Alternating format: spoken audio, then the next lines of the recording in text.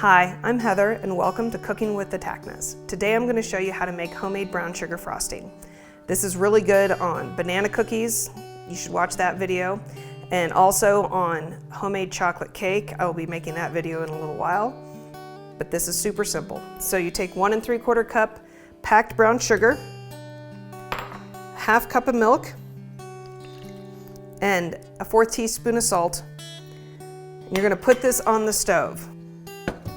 You're going to stir it until it all melts down, and you want it to boil for about 5 minutes. And while it's boiling, you're going to continually stir it on low heat so that it doesn't burn.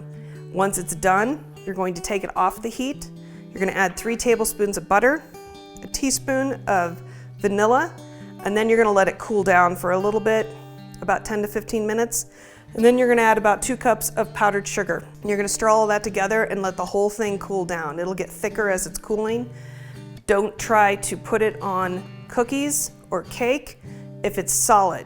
If that's solid, then you need to put it back onto the stove and cool it and heat it up a little bit, or it'll ruin everything. So I'm just going to start stirring.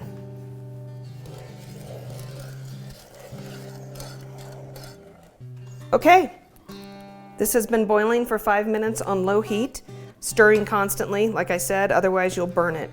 So I'm going to put it on top of a grate so it can start cooling off, and add in a teaspoon of vanilla and 3 tablespoons of butter. Be careful not to touch the ingredients because hot sugar is really painful.